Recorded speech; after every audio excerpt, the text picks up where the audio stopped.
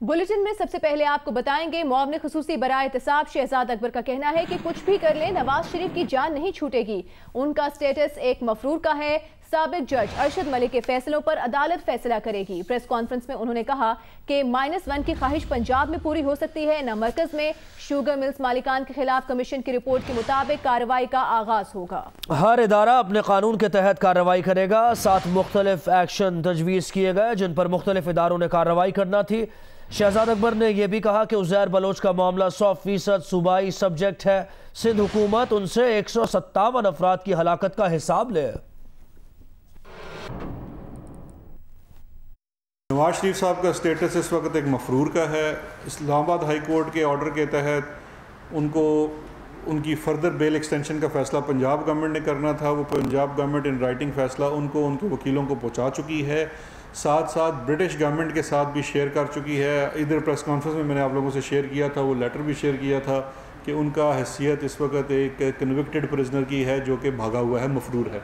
दूसरा जो आपका फैसला सवाल है कि अरशद मलिक वाले केस में ये याद रखिए कि एक केस में बरियत हुई थी और दूसरे केस में कानून से कम सज़ा दी थी। तो जो भी फ़ैसला होगा उसका फ़ैसला वफाकी हुकूमत ने नहीं करना, अदालत ने करना है। इस्लामाबाद हाई कोर्ट में उनकी दोनों नैब की जो अपील है वो भी पेंडिंग है और इनकी नवाज शरीफ साहब की भी अपील पेंडिंग है। तो उसका फ़ैसला इस्लामाबाद हाई कोर्ट ने करना है। हुकूमत तो जो भी फ़ैसला है उसके मुताबिक अदालतों के फ़ैसलों के मुताबिक चलेगी। लेकिन मियाँ साहब की जान नहीं छुटनी। बहुत अगर उनका रीट्रायल भी हो गया तो फिर इधर अकाउंटेबिलिटी कोर्ट में खड़े होंगे। नून लीग की तर्जुमान मरियम औरंगजेब कहती हैं कि चीनी कमीशन की रिपोर्ट इमरान खान ने जारी नहीं की बल्कि नून लीग के बनाए गए कानून की वजह से हुकूमत को सामने लाना पड़ी। एक बयान में मरियम औरंगजेब ने कहा कि चीनी चोर माफिया ने ही चीनी चोर जहांगीर तरीन को रातों रात प्राइवेट जेट पर फरार कराने की हिदायत दी और इसी माफिया ने चीनी चोर जहांगीर तरीन को रातों रात प्राइवेट जेट में फरार करने की हिदायत की। मरियम औरंगजेब ने कहा कि 2018 में ऊपर से आने वाली तब्दीली ने मुल्क को कौम की बुनियादें हिला दी। इस तब्दीली का खमियाजा कौम हर रोज भुगत रही है। मसनूई तौर पर आटे की कीमत में कमी, गलत वक्त पर गंदुम जारी करने की हिमाकत का नतीजा जल्द सामने आएगा।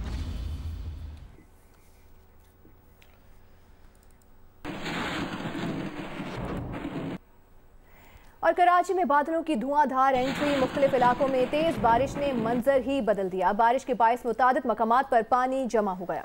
2 तलवार 3 तलवार में जना रोड, बहादराबाद चौरंगी पर पानी जमा हो गया। क्लब चौक, जामा क्लॉथ, काला board, star gate, Tipu Sultan road पर भी पानी जमा हो गया। इसके साथ साथ बस रोड, कारसाज, हसन स्क्वायर, शारा फैसल टावर और PIDC चौक पर भी पानी जमा हो गया है। बारिश का पानी जमा होने के बाद ट्रैफिक की रवानी भी मुतासर हो गई है।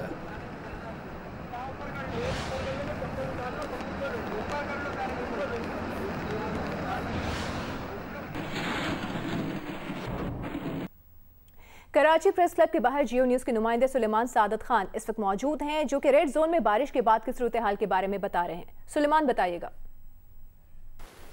जी बिल्कुल, जिस तरह से महकमा मौसमियात की पेश गोई थी, रात गए भी जो है वो बारिशों का जो दूसरा स्पेल था वो शुरू हुआ।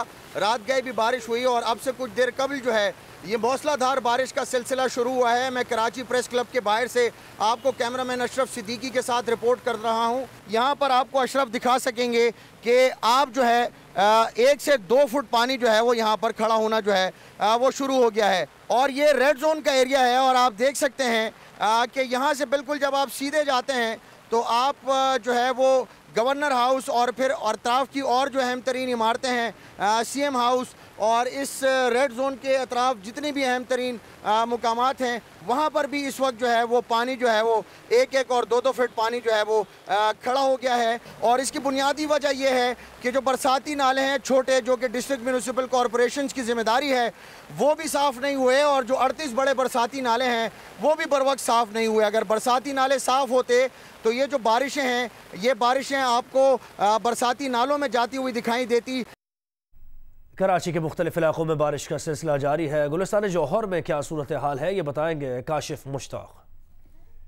जी बिल्कुल, हम इस वक्त गुलिस्तान जौहर में मौजूद हैं, जहां बारान रहमत बरसने का सिलसिला शुरू हो चुका है। मुख्तलिफ मकामात पर कराची के इस वक्त बारिश का सिलसिला जारी है और लोग जो है वो भरपूर इंजॉय भी कर रहे हैं। हमारी इस हवाले से ट्रैफिक पुलिस हुकाम से भी बात हुई है, तो उनकी जानिब से भी कहा जा रहा है कि शहरी इंजॉय ज़रूर करें, लेकिन साथ ही साथ एहतियात भी करें। जो मोटरसाइकिल सवार हजरात हैं वो अपनी लाइन में रहें, जबकि जो गाड़ी सवार हजरात हैं वो गाड़ी को स्लो जो है वो ड्राइव करें, ताकि अपनी मंजिलों तक आसानी से जो है वो पहुँचा जा सके।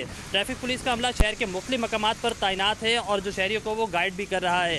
इस वक्त गुलिस्तान जौहर में मौसम काफ़ी खुशगवार हो चुका है। बारिश का सिलसिला अब भी वक्फे से जारी है और मैं इस वक्त एयरपोर्ट की बैक साइड पे मौजूद हूँ और काफ़ी सुहाना यह मौसम है। लोग एंजॉय भी कर रहे हैं, लेकिन इसके साथ साथ एहतियात जो है वो भी बरत रहे हैं। जी, कराची में यूनिवर्सिटी रोड पर बारिश का पानी जमा हो गया है। वहाँ मौजूद है उमैमा मलिक, जो हमें सूरत हाल से आगाह करेंगी। उमैमा, बताइएगा। जी बिल्कुल, शहर कराची का मौसम जो है वो तो बहुत सुहाना हो गया है। रिमझिम बरसात का सिलसिला जो है वो भी जारी है। वक्फे वक्फे से बारिश हो रही है और फिर अचानक से बंद हो जाती है, लेकिन बारिश होते साथ ही शहर कराची का जो मंजर है वो यकीनन तब्दील हो जाता है। इस वक्त हम आपको रिपोर्ट कर रहे हैं यूनिवर्सिटी रोड से, और यहाँ पर जो मेन यूनिवर्सिटी रोड है, शारा है, जो कि सफूरा से जो है वो यूनिवर्सिटी की तरफ जाती है, उसके ऊपर कई फीट पानी जमा हो गया है। गाड़ियाँ जो है उनकी रफ्तार यकीनन यहाँ पर स्लो हो रही है और उसके बाद गाड़ियाँ जो है वो आगे बढ़ रही हैं। पानी जो है ये बढ़ता जा रहा है। अगर मजीद बारिश हुई तो पानी मजीद जमा हो जाएगा। मानसून का सिलसिला महकमा मौसमियात की जानिब से पेशन गोई है कि मजीद जारी रहेगा। कराची में गवर्नर हाउस जाने वाली सड़क नदी का मंजर पेश कर रही है। जियो न्यूज़ के नुमाइंदे सुलेमान सादत खान वहाँ का मजीद अहवाल देंगे।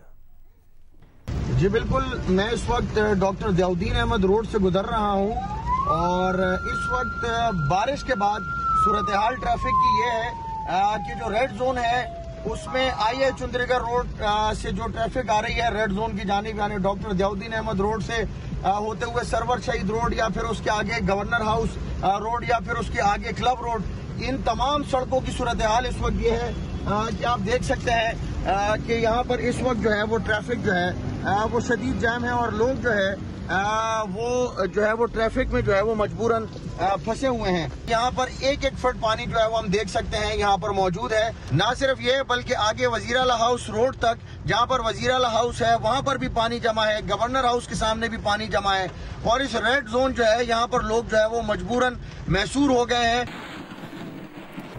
तर्जुमान दफ्तर खारजा का कहना है कि पाकिस्तान ने भारतीय जासूस कुलभूषण जाधव को तीसरी काउंसलर रसाई देने का फैसला किया है। भारत को तीसरी काउंसलर रसाई के हवाले से रस्मी तौर पर आगाह कर दिया गया है, तर्जुमान दफ्तर खारजा का बताना है। और पाकिस्तान ने सिक्योरिटी एहलकार के बगैर काउंसलर रसाई देने की पेशकश कर दी। पाकिस्तान को भारत के जवाब का अब इंतजार है।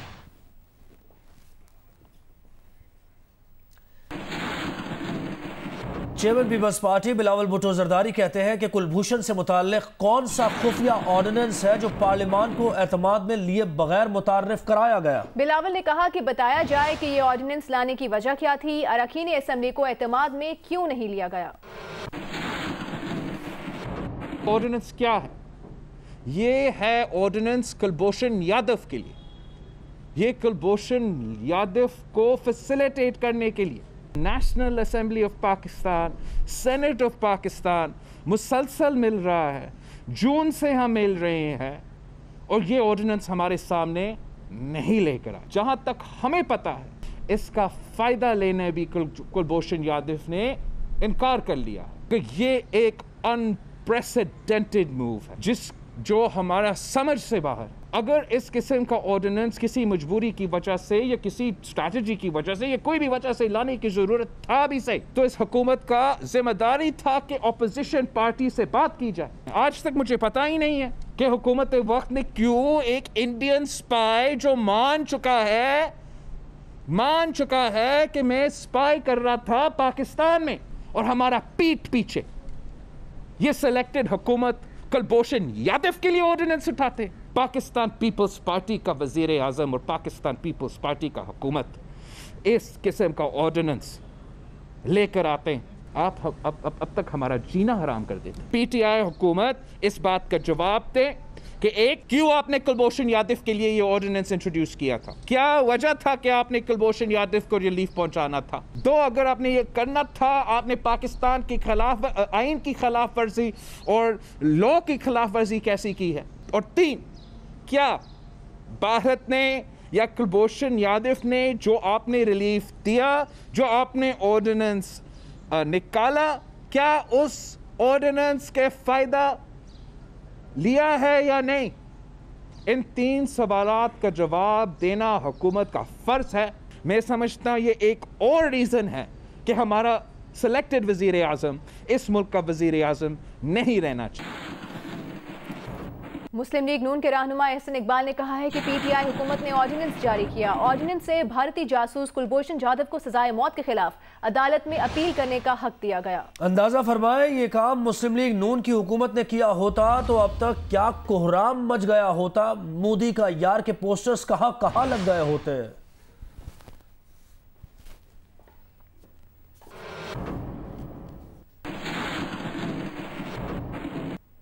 Pakistan businessman and intellectuals forum के सदर मियां जाहिद हुसैन ने कहा है कि मुल्क भर में गंदम की बढ़ती हुई कीमत जल्द खौफनाक बहरान की सूरत इख्तियार करके अवाम की मुसीबत में इजाफा कर सकती है। बिजनेस कम्युनिटी से गुफ्तगू में उन्होंने कहा कि एक तरफ गंदम की कीमत कम करने के ऐलानात किए जा रहे हैं और दूसरी तरफ फ्लावर मिल्स पर टैक्स आयद किए जा रहे हैं।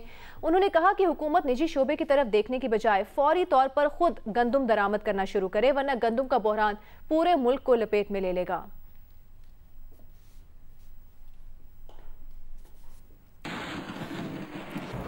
चेयरमैन सिंध टेक्निकल बोर्ड की तकर्री में संगीन बेकायदगी का इंकशाफ हुआ है। तकर्री करते हुए मेरिट को नज़रअंदाज किया गया। जंग के नुमाइंदे सैयद मोहम्मद अस्करी की रिपोर्ट के मुताबिक जो वज़ीर आला सिंध को भेजी गई समरी में सबसे अहल उम्मीदवार सिंध टेक्निकल बोर्ड के मौजूदा चेयरमैन डॉक्टर मसूद शेख के नाम को शामिल नहीं किया गया।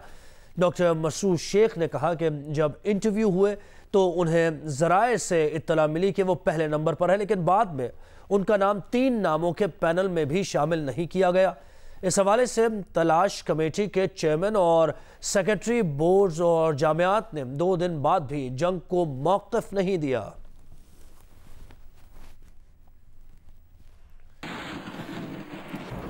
चेयरमैन पेमरा की खुसूसी हिदायत पर रीजनल ऑफिस खैबर पख्तूनख्वा की इन्फोर्समेंट टीम ने सूबे के मुख्तलिफ शहरों में केबल ऑपरेटर्स के दफातर पर छापा मारा। छापों के दौरान भारतीय चैनल्स चलाने पर आलात कब्जे में ले लिए गए।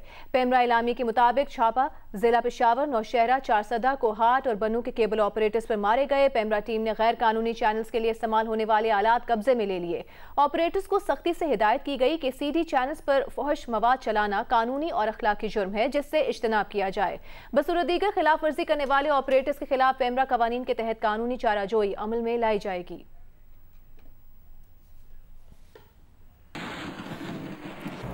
EOBI पेंशनर्स के लिए खुशखबरी है कि ईद के पहले पेंशन और 3 माह के वाजिबात की मद में 14,500 रुपये अदा किए जाएंगे।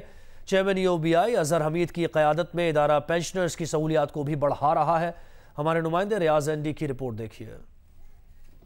मैं इस वक्त मौजूद हूँ EOBI के सदर दफ्तर पे और चेयरमैन अजहर हमीद साहब से डिस्कशन के लिए यहाँ पे पहुँचा हूँ। मार्च की पेंशन दे दी 8,500 के साथ, उसके साथ एरियर्स दे दिए अप्रैल में। अब इंशाल्लाह ताला गवर्नमेंट का नोटिफिकेशन भी आ गया कि ईद से पहले 14,500 जो है इंशाल्लाह ताला हम ईद से पहले जो है पेंशन रिलीज़ करेंगे। पेंशन यूटिलिटी स्टोर्स के साथ जो हमारा मुआहदा हुआ है उसमें EOBI सिर्फ अपना डेटाबेस शेयर करेगा, क्योंकि इतना बड़ा क्लाइंट है जिसके लिए ये मराहत दी जा रही हैं। तो 5 स्टेपल फूड आइटम्स, आटा, चावल, चीनी, घी और दालें, इसमें 10% या इससे ज़्यादा जो कि यूटिलिटी स्टोर्स कॉर्पोरेशन डिस्काउंट दे सकता है तो वो देंगे। कई चीज़ें हैं जो पाइपलाइन में भी हैं। यानी अभी मैं आपको बता दूं कि हम पेंशनर्स के लिए इंश्योरेंस के ऊपर काम कर रहे हैं। तो हमारी कोशिश है कि with the least of exposure और उनकी जो वल्नरेबिलिटी है वो कम से कम हो और उनको पेंशन घर तक पहुंचाई जाए। मतलब ये कॉइन का एक ग्रुप है, दूसरा है आपके अपने resources. Ji ji, I think आपकी 21-22 बिलियन की कलेक्शन है साल की, और 8,500 पेंशन करने के बाद यू आर अराउंड 38 के करीब पहुंच गए हैं। तो यहाँ पे क्या हो रहा है? आप किस तरीके से इस मिसमैच को ठीक करने की कोशिश कर रहे हैं? देखिए, पहली बात तो ये है कि जो मेथडोलॉजी हम यूज़ कर रहे हैं अपने पेंशन फंड के लिए, इसको स्केल्ड प्रीमियम मेथड कहते हैं और ये ILO का प्रिस्क्राइब्ड मेथडोलॉजी है।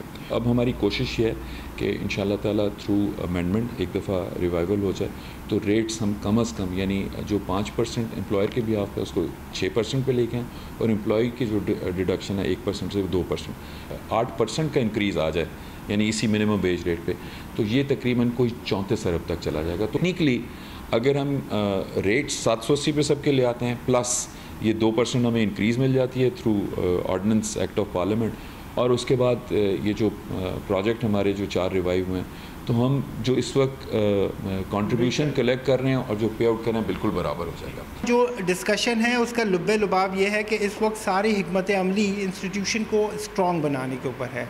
आइडिया ये है कि एक दफ़ा इदारा मजबूत हो जाता है तो उसका फैज़ लोगों तक पहुँचता ही रहेगा, और ये हिकमत अमली हमें बाकी इदारों के अंदर भी रिप्लिकेट करने की ज़रूरत है। कैमरामैन अज़ान हैदर के साथ रियाज एंडी, Geo news, Karachi. Squash legend Jahangir Khan ने बहरिया टाउन कराची का दौरा किया। कहा कि जदीद बहरिया टाउन कराची के लोगों के लिए बहुत बड़ा तोहफा है। जहांगीर खान ने Bahria sunny gold, Bahria heights hotel and club house, Jame Masjid, Bahria stadium समेत मुख्तलिफ हिस्सों का दौरा किया और बहरिया टाउन के स्पोर्ट्स मकामात की तारीफ की। जहांगीर खान ने कहा कि बहरिया टाउन कराची में जो जदीद सहूलियात और माहौल फराहम वहाँ पे किया गया है, जिसमें कम्युनिटी सर्विस के साथ आराम से जिंदगी बसर की जा सकती है। बहरिया टाउन इंतजामिया का कहना है कि बहरिया टाउन कराची हमेशा से स्पोर्ट्स और नौजवानों की तफरीही सरगर्मियों का जबरदस्त हामी रहा है। बैनुल-अक़वामी मयार की तालीम और तरबियत के साथ ज़हनी नशोनुमा बहरिया टाउन का नस्बुल-ऐन है। कराची में तेज बारिश के बाद मुतादिद सड़कों पर पानी जमा हो गया है। आराम बाग रोड पाकिस्तान चौक जाने वाली सड़क पर भी पानी जमा हो गया है। बारिश के बायस मुतादिद शहरियों की गाड़ियां भी ख़राब हो गई हैं और ये मुख्तलिफ सड़कों का आप देख रहे हैं अहवाल, जहाँ पानी जमा हो गया जिसकी वजह से गाड़ियाँ ख़राब हो गई है। ट्रैफिक जैम की सूरत हाल है, मुश्किल का सामना है लोगों को। खारा दर में इस वक्त क्या सूरत हाल है, बारिश के बाद बता रहे हैं हमारे नुमाइंदे फरहान इलियास। जी, इस वक्त हम मौजूद हैं खारादार की एक छत पे और इस छत पर कुछ मन चले हैं, वो क्रिकेट खेल रहे हैं। आप देख सकते हैं मेरे अकब में यहाँ पर कुछ मन चले क्रिकेट खेल रहे हैं। यहाँ पर क्रिकेट खेलने की वजह एक ही है कि ओल्ड सिटी एरिया के जो नाले हैं वो तकरीबन 20 से 22 साल हो गए हैं, ये चौक हुए हुए हैं और यहाँ पर पानी भर जाता है और यहाँ पर जो इलाका है वहाँ पर इतना पानी भरा रहता है कि लोगों का जाना दुश्वार होता है। यहाँ पर कुछ लोग मौजूद हैं, उनसे बात करते हैं, वो पूछते हैं वो किस तरीके से बारिश को एंजॉय कर रहे हैं। नीचे पानी बहुत भरा हुआ है, बिजली के तारों का मसला है, गिर जाते हैं, करंट लग जाता है, तो ऊपर सेफ लगता है इसलिए बच्चों के साथ खेल रहे हैं। जी, आपने सुना कि यहाँ के रिहायशियों का कहना है कि यहाँ पर पानी भर जाता है और के इलेक्ट्रिक की मेहरबानियों से वो अपने घरों में भी नहीं बैठ सकते। इसकी वजह से बच्चों समेत वो छतों पे आ जाते हैं और इस बारिश को एंजॉय करते हैं। कराची में आज होने वाली बारिश के बाद सिविल अस्पताल के पास पानी जमा हो गया है, वहाँ का अहवाल हमें देंगे सरवर रजा। जी हाँ, बिल्कुल कराची में शुरू होने वाली बारिश वक्फे वक्फे से इस वक्त भी जारी है। मैं इस वक्त आपको रिपोर्ट कर रहा हूँ सिविल हॉस्पिटल के पास से। इस वक्त यहाँ की सूरत हाल ये है कि घुटनों घुटनों तक पानी जमा हुआ है, जिसके बाद ट्रैफिक की रवानी मुतासर हो रही है। इसके साथ साथ मुख्तलिफ लोगों की गाड़ियाँ और मोटरसाइकिलें ख़राब हो गई हैं। इसके साथ साथ जो सिविल हॉस्पिटल कराची का एक बहुत बड़ा सरकारी हॉस्पिटल है जिसमें पूरे सिंध से लोग आते हैं अपने इलाज के लिए, लेकिन इस वक्त यहाँ की सूरत हाल ये है कि घुटनों घुटनों पानी जमा होने की वजह से मरीज़ों को भी शदीद मुश्किलात का सामना है। जब हमारी शहरियों से बात हुई, उनका कहना है कि बारिश जो है अल्लाह ताला की रहमत होती है, लेकिन इंतज़ामिया की जानिब से हर दफ़ा कराची की शहरियों के लिए ये रहमत जो है सहमत बना दी जाती है। सीवरेज का सही निज़ाम नहीं है, निकासी आपका प्रॉपर इंतज़ाम नहीं है। महकमा मौसमियात ने पहले भी कहा था कि मानसून की बारिशें इस दफ़ा ज़्यादा होंगी, इसके लिए कोई हिकमत अमली तैयार करनी चाहिए थी। इस वक्त सूरत हाल ये है कि पानी जमा हुआ है पूरे शहर में, जिसमें सदर, एमेजिना road, light house, Bolton market और उसके अतराफ के जितने इलाके हैं, इसमें ऑफिस की छुट्टियों का टाइम है और रोड पे ट्रैफिक जाम है। पानी होने की वजह से ट्रैफिक की रवानी मुतासिर हो रही है। गो कि ट्रैफिक पुलिस तो रोड पे मौजूद है ट्रैफिक क्लियर कराने के लिए, लेकिन रोड पे पानी जमा होने की वजह से ट्रैफिक की रवानी मुतासिर हो रही है। जी, बारिश जिसे रहमत समझा जाता है आज कराची के शहरियों के लिए बिलाशुबा ज़हमत बनी हुई है, लेकिन आज कराची में से पहले जुलाई की गर्मी का 62 साला रिकॉर्ड टूट गया। महकमा मौसमियात के मुताबिक कराची में आज दर्जा हरारत 42.6 रिकॉर्ड किया गया। 3 जुलाई 1958 को दर्जा हरारत 42.2 दर्जा हरारत रिकॉर्ड किया गया था। महकमा मौसमियात का यह बताना है कि 30 साल रिकॉर्ड में जुलाई का मामूल का जो दर्जा हरारत होता है वो 33.3 डिग्री सेंटीग्रेड रहा है, लेकिन 62 साल का रिकॉर्ड टूट गया है कराची में जुलाई की गर्मी का। कराची में आज दर्जा हरारत 42.6 रिकॉर्ड किया गया और ये रिकॉर्ड किया गया दर्जा हरारत उसके थोड़ी ही देर बाद तेज़ बारिश, मूसलाधार बारिश मुख्तलिफ इलाकों से रिपोर्ट होना शुरू हो गई। बड़े गहरे बादल भी आ गए और मौसम खुशगवार हो गया।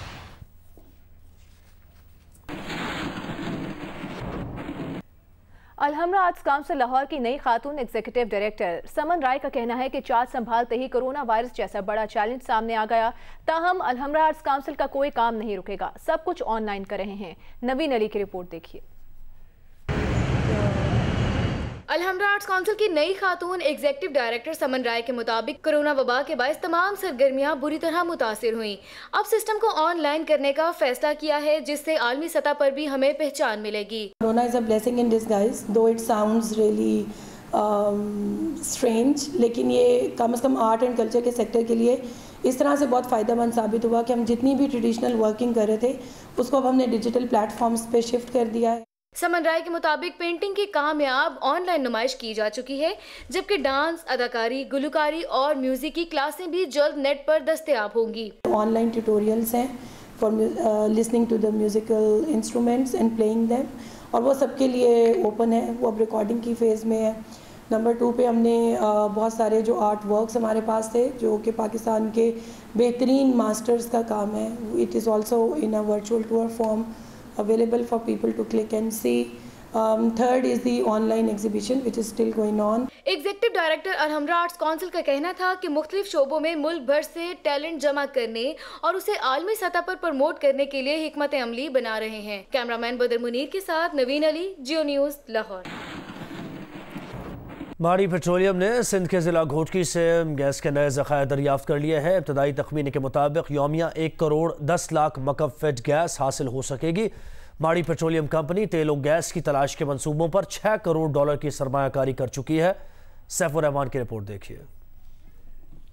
माड़ी पेट्रोलियम कंपनी की घोटकी के इलाके डहरकी में गैस दरियाफ्त की मुसलसल 5वीं कामयाबी। गैस का एक नया बड़ा जखीरा दरियाफ्त कर लिया गया। इब्तदाई तौर पर यौमिया 1 करोड़ 10 लाख मकाब फुट गैस हासिल हो सकेगी। माड़ी पेट्रोलियम के मुताबिक गैस की तलाश के लिए हलाल वन वेल की 1202 मीटर तक खुदाई की गई, जो इस साल 21 अप्रैल को शुरू की गई थी। माड़ी पेट्रोलियम के मुताबिक दरियाफ्त की जाने वाली गैस का मुल्की ज़राई तरक्की में अहम किरदार होगा। मुल्क में तैयार की जाने वाली 90% खाद माड़ी पेट्रोलियम की फराहम करदा गैस से बनाई जाती है। मुकामी गैस की कीमत दरामदी LNG के मुकाबले में तकरीबन आधी है। माड़ी पेट्रोलियम इस वक्त 7 development and production leases, 11 exploration licences समेत 6 जॉइंट वेंचर्स पर भी काम कर रही है। सैफुर रहमान, जियो न्यूज़, इस्लामाबाद।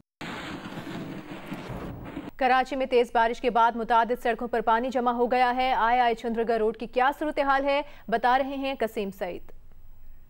जी, किसने सोचा था कि कराची में भी कभी छतरी लेकर निकलना पड़ेगा, लेकिन आज की बारिश ने इस बात को भी सही साबित कर दिया। इस वक्त मैं रिपोर्ट कर रहा हूँ आई चंडीगढ़ रोड से। अपने रहमत इतना खुलकर बरसा, इससे पहले मुकम्मल सूरज था।